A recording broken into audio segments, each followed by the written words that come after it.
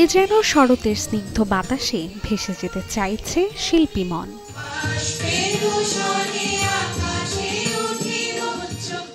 আয়োজনটা শরতের, তাই পোশাক আর সাজসজ্জায় ফুটে উঠেছে এমন বৈচিত্র্য।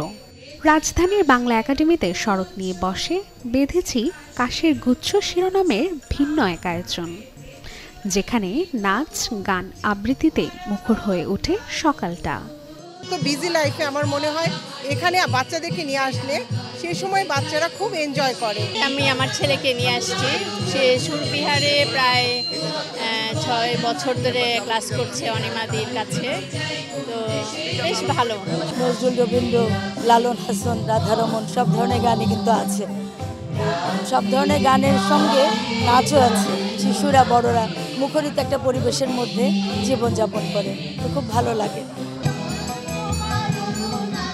সুরবিহার ক্রিয়েটিভ অ্যান্ড পারফর্মিং আর্ট ইনস্টিটিউটের সফলতার 21 বছর উদযাপনে এদিন শিল্পী আর সংস্কৃতি প্রেমীদের পদচারণায় আলোকিত হয় মুহূর্তগুলো।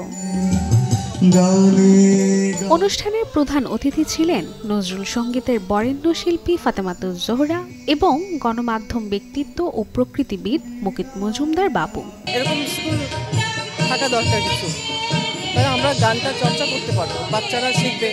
ঋতু বৈচিত্র্যকে নিয়ে আমাদের স্মরণ করা, এটা নিয়ে নানা ধরনের অনুষ্ঠান করা, কিংবা এটা আমাদের নতুন প্রজন্মের মাঝে ছড়িয়ে দেওয়া, এটা একটা আমি বলবো ভালো উদ্যোগ।